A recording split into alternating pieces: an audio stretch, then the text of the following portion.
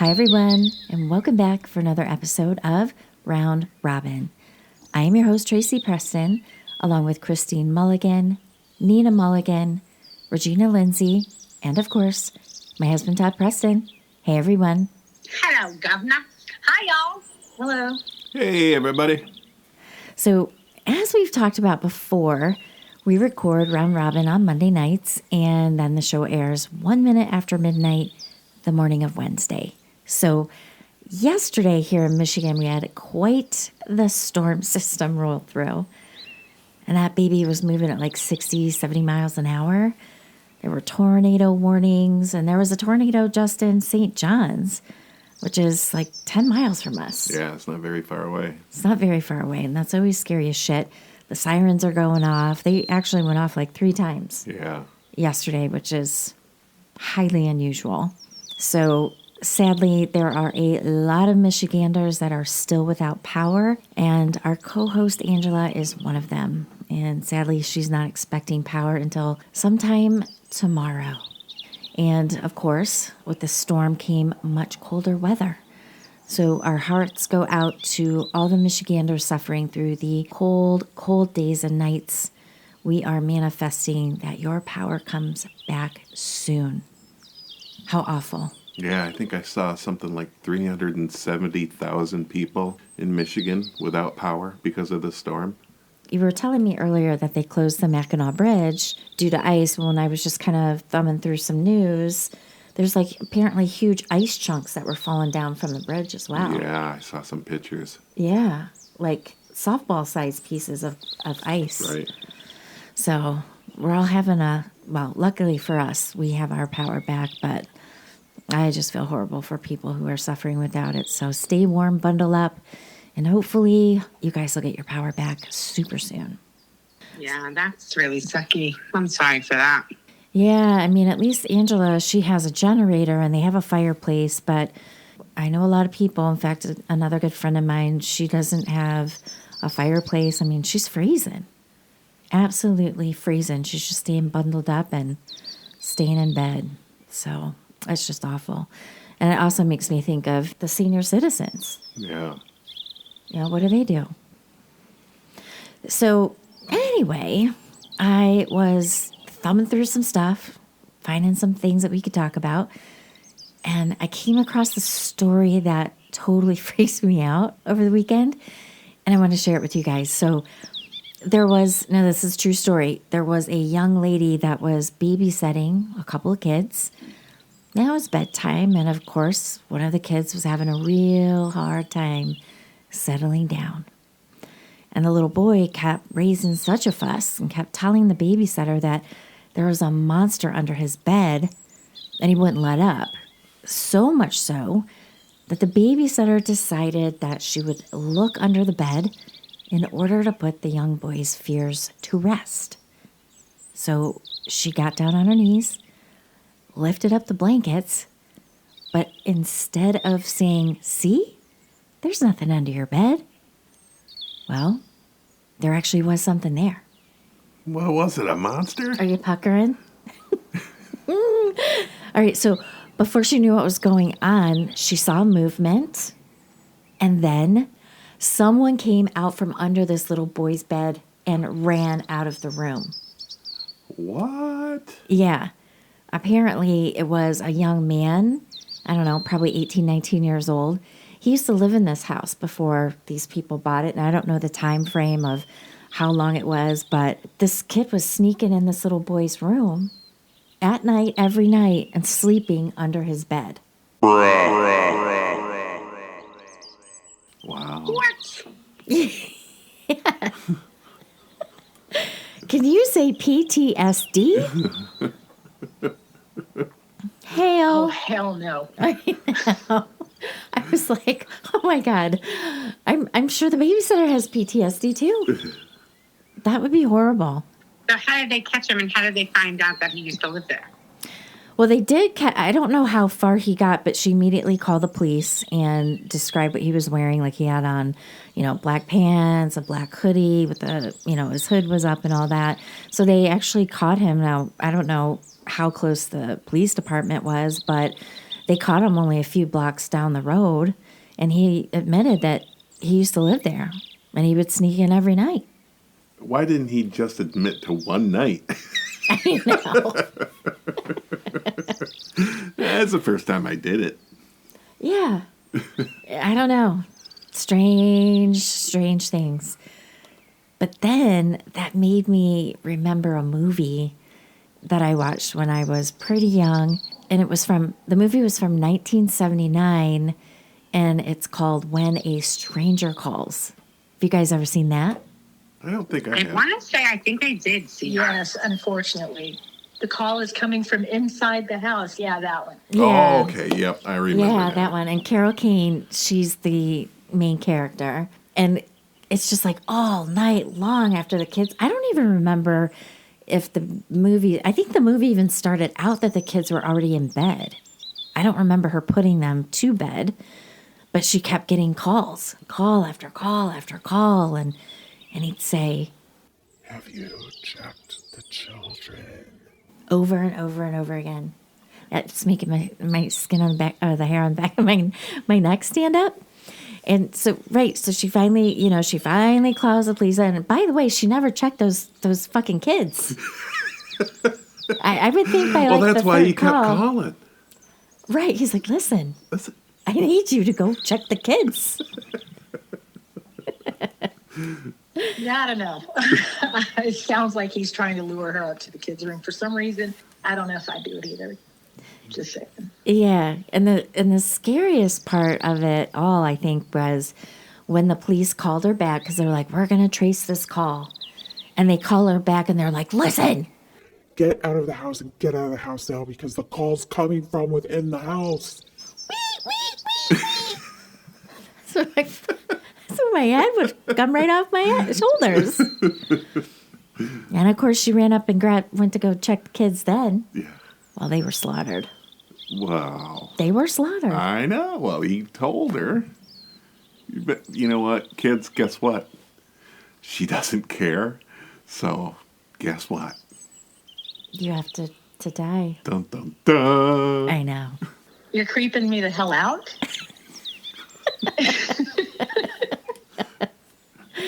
You know, they actually made a sequel to that movie. Mm-hmm. 19. When a stranger calls back. Yeah, he called back, damn it. That was silly. It was silly. And it was good. That guy ended up dying in the end. Okay, so now explain to me. How could she be on the line and the call be coming in? Did they have multiple lines in this house? They must have. Well, possibly. I mean, my father was a telephone installer. I had my own phone number. Right? So, I mean, it was possible. I mean, there could be multiple lines, I I guess. suppose. Like, hang it up real quick, click, click. You remember the good old-fashioned phones? How come she didn't hit star 69? And then, I hear it ringing. Holy shit.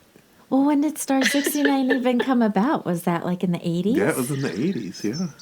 Yeah, it was right around that time. Maybe that's why they started it all, because of this story. You know? They could have. Find out where that call's coming from. Yep. Yeah, and then she would never had to bother the police to figure it out. Yeah, she could have found the kids dead She could sooner. have Scooby-Dooed it. And this is why I never babysat. This is why. Yeah. This is why. I don't do, like alone at night in a strange house with, no, not happening. Yeah, the whole babysitting thing sounds great. Extra money.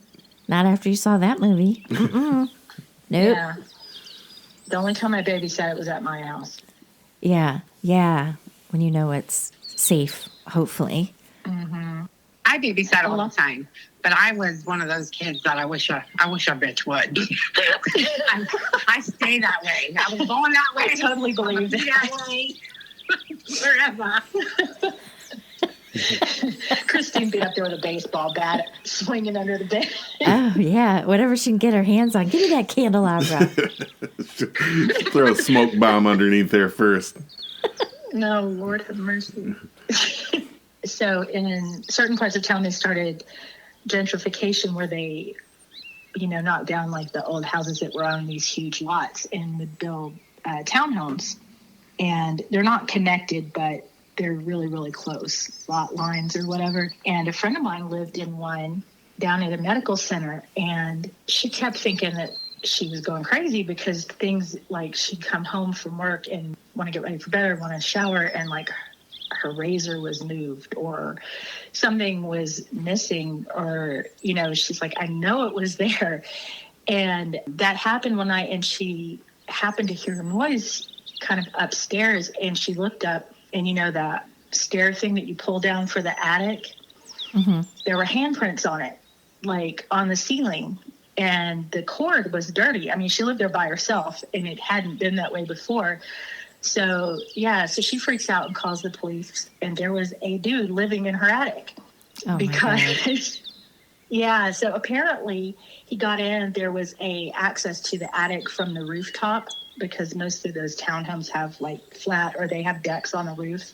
Right. And the contractor that built the house never changed that lock from, like the blank contractor key to an actual deadbolt. So it was a guy that was working on one of the adjoining townhomes that was climbing up a ladder and going into her attic and sleeping every night. That freaks me out.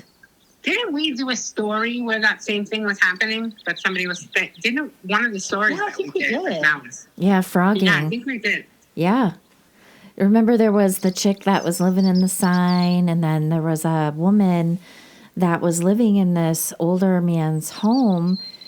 She was living on the shelf in a closet, had a mattress up there and everything. She lived there for a year. That's insane. I'm almost speechless. I don't even know how I would deal with that. That would trip me out for the rest of my life. I would never feel safe in my house. Just the thought of a complete stranger living in my attic or my closet or my crawl space or my basement. Hell no. Yeah. No crawl spaces here. Housekeeping. And the attic access in my house is actually screwed shut. Atta girl. Nobody needs to go up there. No, just kind of keeps the draft, because it gets so hot here that if there's any kind of gap or whatever, the heat gets into the house when you're trying to, keep the house cool in the summertime. Oh, yeah. So Lori just screwed it shut a long time ago, but it's a pain in the ass when you have to get up there for some reason. Got to climb the ladder and unscrew all the screws and then pull the door down. Well, Todd covered our windows in plastic because we're leaving, it's an old house, even though they're quote unquote Anderson windows. I don't know when they were put in, but they suck. We're losing heat left and right. Our electric bill went down $200. Yep. $200. So maybe you should slap some thick ass plastic up there. I think Mr. Anderson number 1, the very first Mr. Anderson, was who put these windows in. Mr. Anderson the first. Yeah. We are not happy with you. I was thinking the same thing. It was like the original dude. Yeah. Well, and then we had the plastic up on the windows. We were a little late to the game. Okay. But either way, they're up. Yeah. About $1,000 later, we're like, what? Yeah. Legit. Our bill was over $600 a month. It was ridiculous. And so then some guy comes to the house selling his wares. Guess what he's selling? Anderson windows. Yeah. I wish I had answered the door, because the guy's like, hey, telling Todd, I see you guys got some plastic on your windows. Maybe it's time for some Anderson windows. Todd was telling me, I'm like, oh, I would have told him, guess what windows are in the house, sir? Do the new Anderson windows come with rolls of plastic? Right. It's ridiculous. So the three of us, myself, Christine, and Regina, we do travel for our job when we need to travel, right? So, and I always get caught with like, oh, there was that half a bottle of water that I left in my bag the last trip, and I get busted for that, and I got to throw that out, right? And so just trying to think about getting anything through security is like, it's not gonna work. Well, there was this dude at the Newark Liberty International Airport in Jersey. He was a Pennsylvanian. and he was going through security, and everything seemed to be going just fine until he stepped in the body scanner. Oh. It's all up in his booty. Something's up in his booty. All right. Well, let's see. So he stepped in the body scanner, and I'm just saying maybe if he had TSA pre-check, he would have been fine. Who knows? But anyway, something was showing up on the scan. And so, per usual, the TSA agent pulls him off to the side, slaps the gloves on, and gives him a little pat down. And he felt something odd in the front of this guy's pants. Oh. Yeah. So when the agent began to question this guy, well, he reached down into his pants and pulled out what? What do you think? I'll start with you, hun. An anaconda. Oh, all right. Christine and Nina, Was he what pierced? do you call that? Prince Albert. Prince Prince Albert. Albert. Oh, he had a Prince Edward piercing on his peepees. No. What about you, Nina? Do you want to guess what he pulled out of his pants? What he pulled out of his pants. I'm gonna say he had one of those pins from the bank. You know, the ones that are on those little chains. No. What are you talking No? What are you talking I don't know. You said guess what he had in his pants. So you just making shit up? Yeah, why not? I don't know. I'm like pins on a chain. What? A Clevis pin. A clevis. Because you were saying it was attached to his penis. So I thought maybe he like I didn't see was anything. wearing some I didn't see anything like a about his. waistband. Rumble, I don't know. I thought it was gonna be. I was trying to think of something out of the box. Okay. I appreciate that you did that, but Okay. Not everything's a grand heist. Some people just want to steal stupid shit. You know. right. So, Regina, I'm going to give you one Yeah. last guess before I reveal what came out of the pants.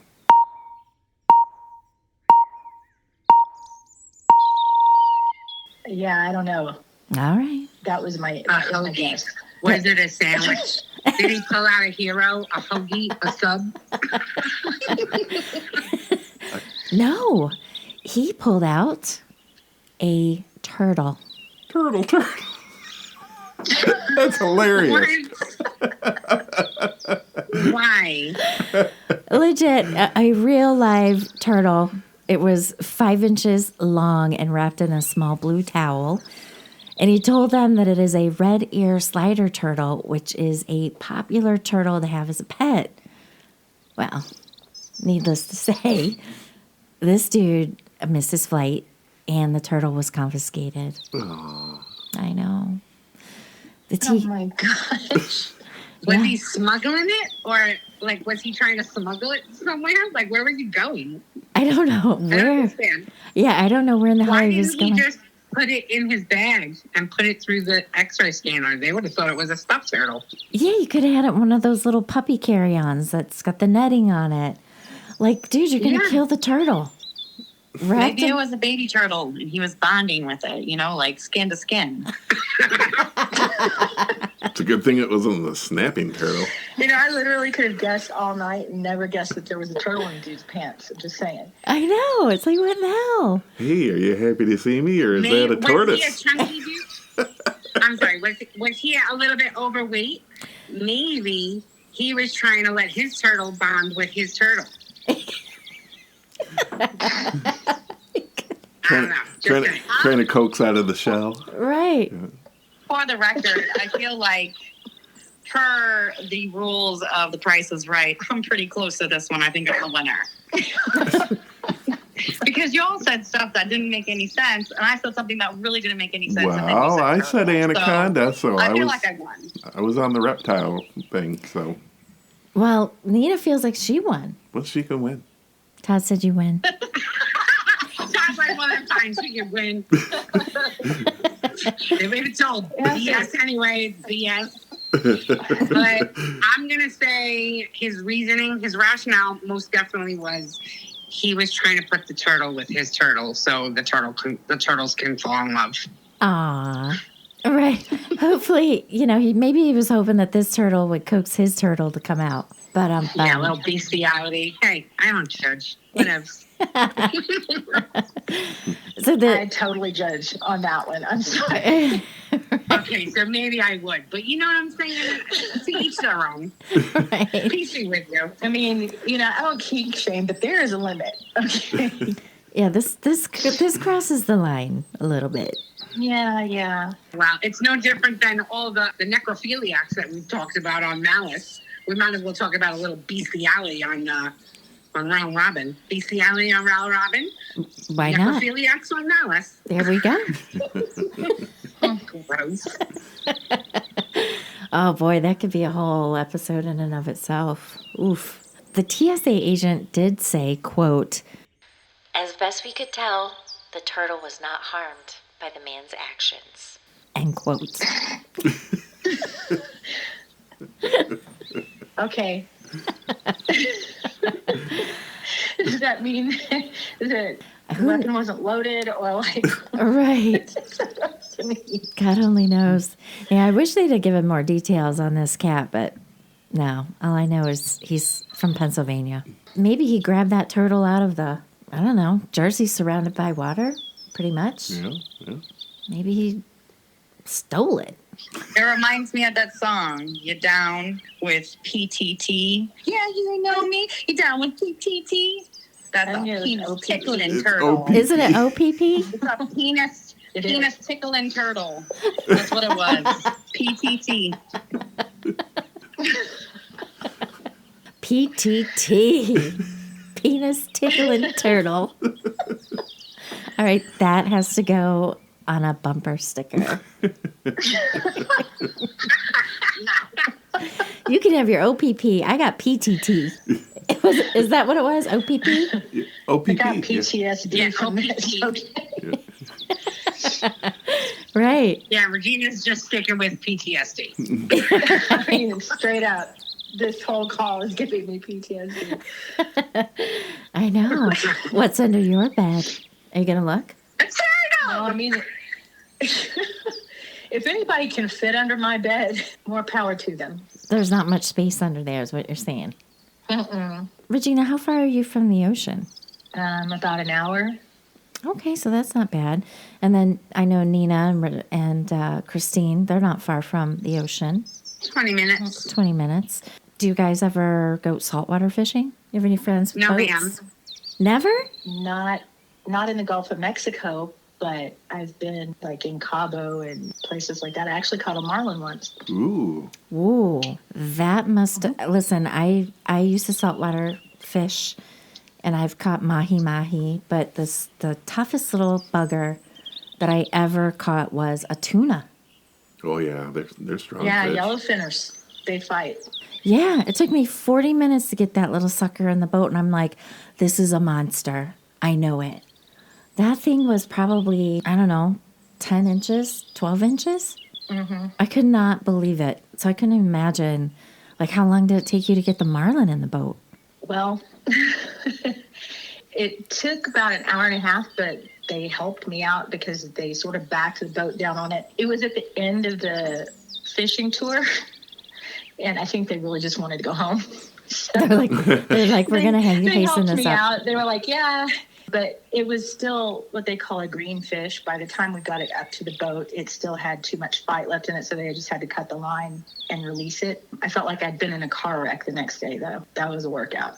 Yeah, because you probably had to wear one of those belts, right? That the end of your Yeah. fishing pole goes in.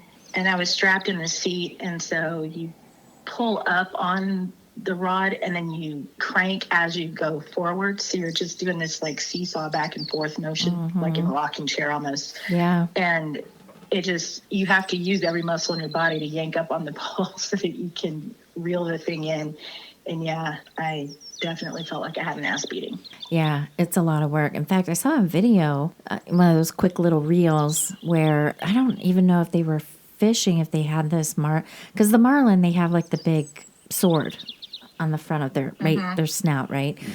I don't even know if they were fishing or if this sucker just launched and it kind of skimmed the end of the boat, where the guys were standing. And I thought, oh my God, did that guy just get stabbed? He didn't get stabbed, but this thing was monstrous. I was surprised the guy didn't even get knocked out of the boat. But I did see in Wellington, New Jersey, a couple of friends, like 3 friends, so a group of friends, a throuple, if you will. We're all out fishing, looking for a little fishing spot. And, and I've seen it in Florida as well, where you're out running the boat and then you just see a big pod of dolphins, right? And they just break and it's just really pretty and some will jump up and this and that. Well, that's what they were doing. They were watching this pod of dolphins and when all of a sudden it got real, like the sun kind of got blacked out for a second and this 11-foot dolphin flopped into their, like flew through the air and flopped into their boat. Wow. 11 feet. Oh, wow. Yeah, 11 feet, 900 pounds, thrashing all over the place. And they were like, oh my God, just minor injuries for these guys, which is pretty amazing to me. But they radioed like the New Zealand Conservation Agency, like, what do we do? This and that. So they all kind of met up. But in the meantime, they covered them with towels. And, most boats have like a, what do you call it? Like a hose. You have a freshwater tank or, whatever. So you can rinse stuff off on the boat. So they kept it all nice and wet, hoping, that it would survive. And it actually did. So they were able to all get it out of the boat. But holy crap, that would be nuts. I couldn't imagine it. My grandmother used to catch shark all the time when they would take her saltwater fishing in the Gulf. For whatever reason, she always would catch a hammerhead. What? I caught a hammerhead once when I was a kid. Really? Yeah, I mean, you threw it right back. When I was a kid, I used to go fishing because I grew up on the beach. On one side was the beach. 2 city blocks over was the bay. So I grew up fishing just because that's what kids did around me. So I did it. But as an adult, I did a different kind of fishing, and I haven't done that kind of fishing since I got married. Well, that's good But news. No, jokes aside, I did catch a hammerhead once when I was a kid, and I also caught not a beluga whale, but it was some kind of like little whale, and I didn't pull it up myself. One of my brothers ended up helping me pull it up onto the boat, and then we actually found out that it was giving birth, but I don't remember what kind of whale it was, but it looked like a little baby whale, but it was some kind of big fish, right? And it had babies, and we saved the babies because the mother was like struggling, and like that animal shouldn't have even been over there. Like we were right where the bay opened up to the ocean. Mm-hmm. And I don't really remember. I was a kid. I was like 9 or 10 years old. So I don't remember the whole story, but I remember the gist of it. So we basically, me and my brother and a bunch of other kids on a boat, we helped the whale, big fish, whatever you want to call it, get its babies out because it was like dying. So Holy I don't know. Shit. The babies probably died too, though, without the mom. But we did put the mom back in the water. But it was like a whole thing. Like we watched the birth of 2 baby whale thingies. Yeah, it was pretty fun. It was pretty cool. Like I remember it. And hearing all your fish stories, it was coming back to me. Oh my God. So you guys had to grab the babies and yank them out of the whale fish? Like, how did you get them out? The first one, my brother yanked it out because it was like hanging out. And I think that's what was distressing the mama fish. It was like hanging out, but it was like really tight. So it was like half out because they just like slip out of them while they're swimming, you know? Right. So it was like half out. So he yanked it out, and then we put her back in the water, and we put the baby in the water. And then, you saw another one coming out, but she was like bellying up, like she was like floating up to the top, like she wasn't swimming. She was kind of like floating, almost like goldfish do in a fish tank. It was doing like one of those. Yeah. So my neighbor Paul kept like pushing the head down, and tried to make her swim. And we're all kids, so none of us know what the hell we're doing. But it was like a whole debauchery. And then when she bellied up again, you saw the other one like come out halfway. So we tried to like grab it to help pull it out. But I don't think anybody ever really grabbed it all the way. But then it was like out. Like we didn't really get a good, and they were slippery. They're slippery, especially when they're in the water. They're super slippery, even when they're not trying to swim from you. They're still slippery. So the second one kind of came out on its own, or so we think. Well, if somebody else yanked it out, I don't know. But the mom wasn't doing good. Like, I don't think the mom lived. So whatever kind of fish that was, if they rely on their mom to, like, nurse them or something, those babies didn't die. But we tried. We tried the best you could for a pack of kids. Well, that's pretty cool. I mean, you guys were midwifering. That whale was probably trying to get caught. You know what? These kids are driving me crazy already. Yeah, probably. Come and get them. Like, I remember it being a big thing, and we told the story for like a year and a half.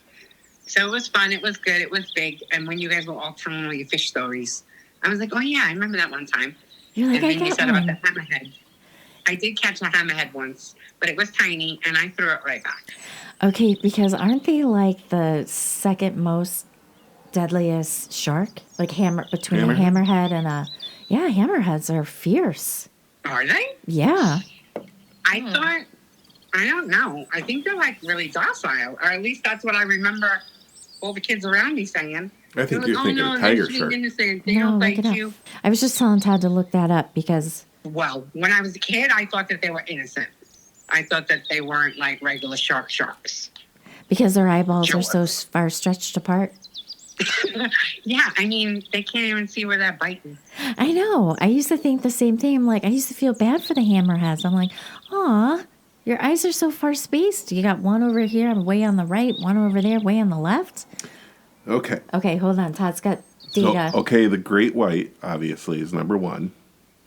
Number 2 is the tiger shark. Okay. Number 3 is the bull shark. Number 4 is the oceanic white-tip shark. Blue shark, short fin, sand tiger. Babe, Where's the hammerhead? hammerhead is like number 9. Out of 10? Yes. Wow. Yeah, I'm Bad. telling you, they're sweet and innocent. I recalled something different, but I've been corrected. And I'm all right with that. The nurse shark is one of the nicest sharks. Well, let me tell you a little story about a nurse shark. Scared the shit out of me. I was diving in Florida, and they like to hang out under ledges and stuff like that. And I saw something really dark in there, so I was like, ooh, what's that? And it was a big nurse shark. And they kind of look like almost like a really dark blue, brown when they're, yeah. Sorry, Todd just showed me a picture and it just brought back memories. So the nurse shark comes out. She's gently, I call it a she, she's gently just swimming and I'm gently just following, I'm not being aggressive. I'm respecting, but she didn't like it. And her entire body like went whoa and like just kind of did like a boomerang on me. But her tail still stayed in the same direction, but it was like every bit of her body just snapped back.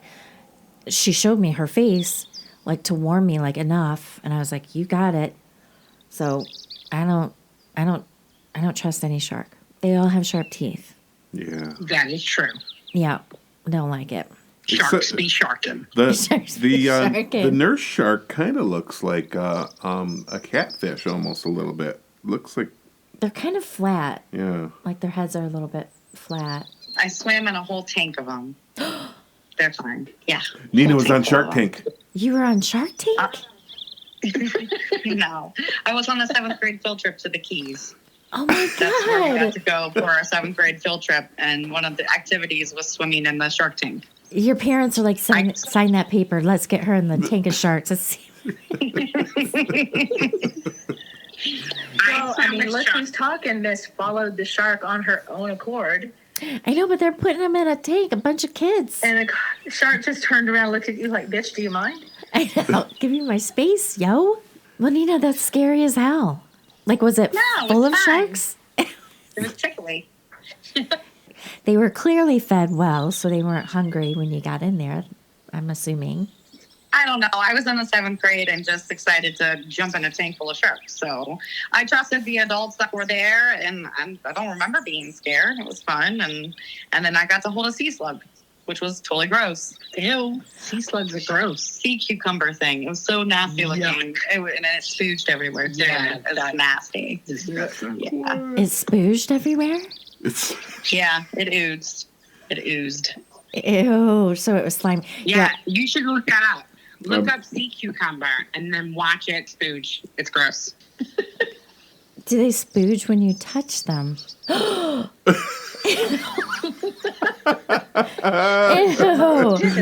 Todd just showed me a picture of it. Ew, ew, and ew. Well, Nina, you got a big sack to touch that thing. I would not touch it. sea Oh, Todd's cucumber. trying to watch a sea cucumber spooge.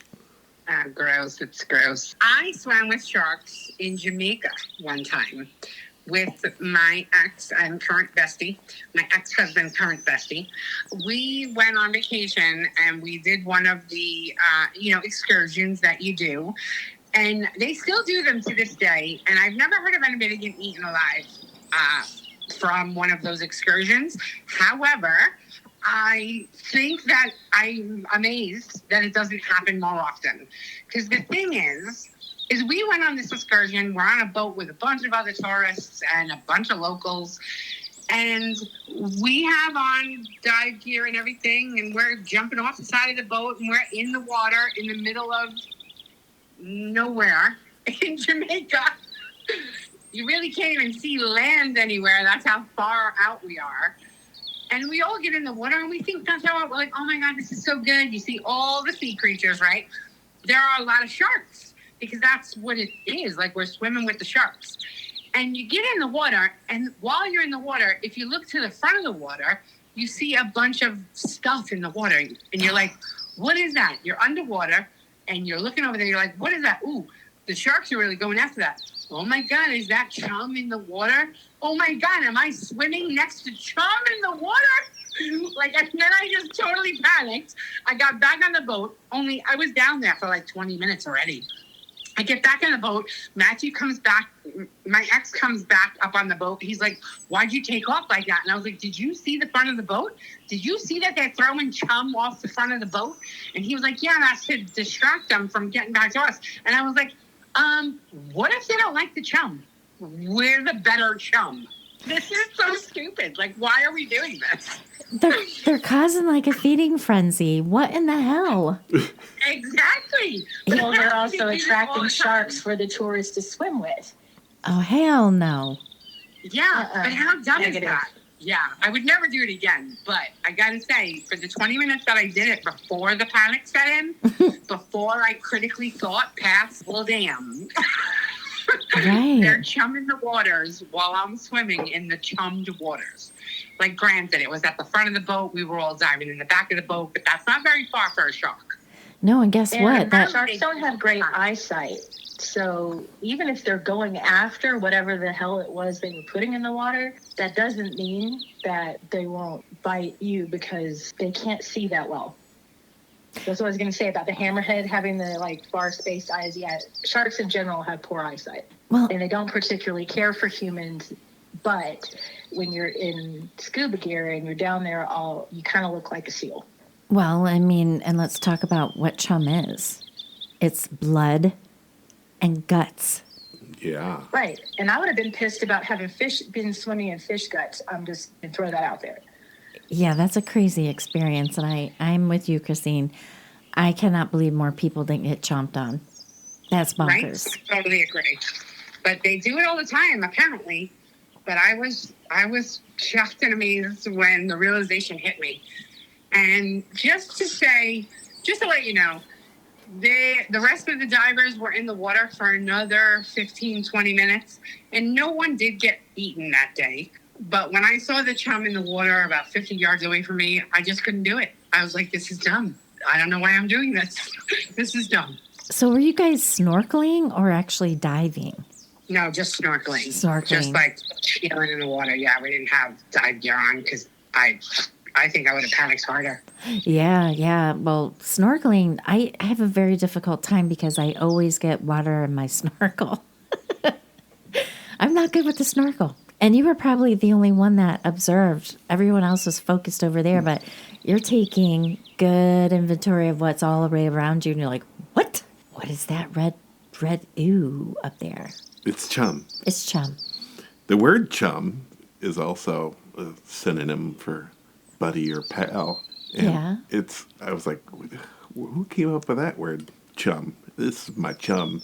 This is my bucket of guts and blood. Yeah. Right here. But actually, it's considered a shortened and altered form of the phrase chamber fellow, which also means roommate. So there's your I lesson. just dropped a little knowledge on you. Thanks for the nug. Yep. I just did my sea cucumber knowledge ooze right there. Oh, and Todd did find a little video, which it is disgusting. It's very pornographic, by the way. I'm going to have to put that link in the show notes. Yeah, it's kind of gross. No matter what your preference is, it's gross. It's like a packet of mayonnaise that you just put a little teeny tiny hole in and then gave it a good squeeze. Yeah, like what is that comes out? Is it like a defense mechanism, or is it very happy that you? No, it's the same as men. It's their seeds. No. No. Yes. What? It's exactly the same So it's as happy. what it looks like. So happy. It's a very happy sea cucumber. Very excitable. How come the sea cucumber never made it to be a Right character on seeds, SpongeBob? Willy all over the oceans. That's probably why. Seed spreaders. Seed spreaders. But what is their job as sea cucumber? Just to procreate. And gross people out, clearly. I mean, I what? think that they filter. I think they filter the water, Like a sucker and like fish. they're kind of like the what do they call those garbage fish, like bottom feeders. Yeah, they're like kind of they help bottom feeding. like filtration and stuff like that. And I want to say something with coral, but I could be completely making that up. Well, just like all other plant life, you know? Yeah. I mean, but the sea cucumber is like not really a plant, but not really an animal. It's like, I don't know, it's kind of like a hybrid. But like all plants, like they purify their surroundings. That's literally what they do. I mean, we as humans need to be more like that. I think they're you know, cephalopods. Well, cephalopods. There you go.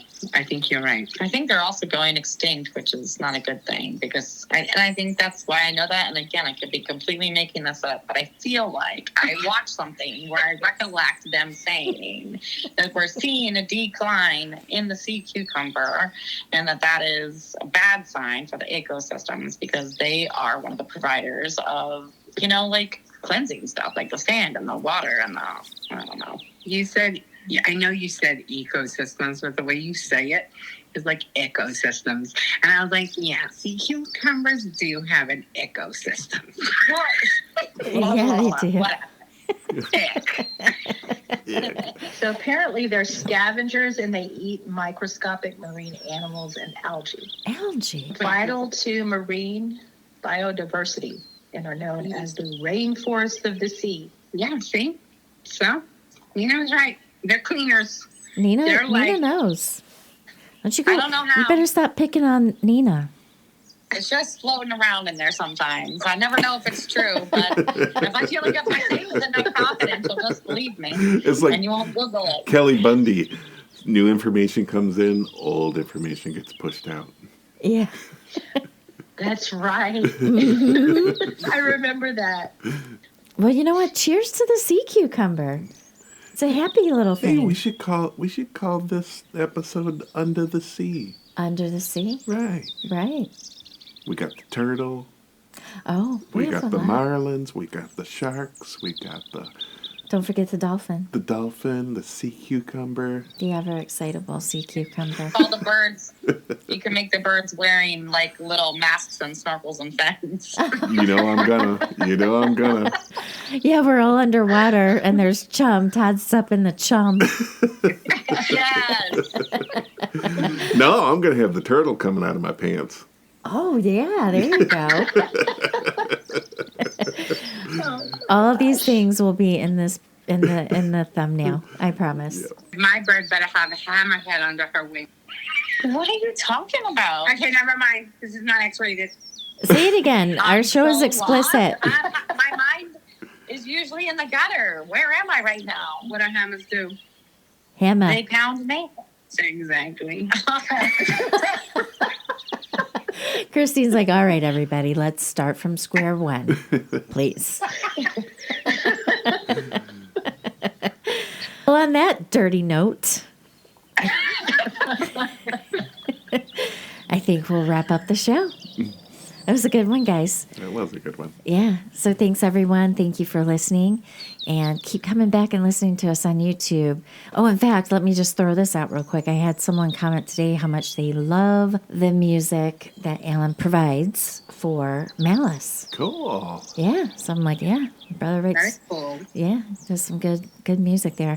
So anyway, just want to throw that out. Love the comments. Please keep coming back and listening, liking, commenting, sharing, following, all that good fun stuff. We appreciate you. So have a great week. All the things. All the things. All the things. And All don't, the things. and don't Thank forget you. to subscribe. And subscribe. All right. Well, thanks, everyone. Have a great week. And we will see you back on Friday for F-Bomb. Boom. Have a great week, everyone. Bye. Bye. Bye. Adios. Bye.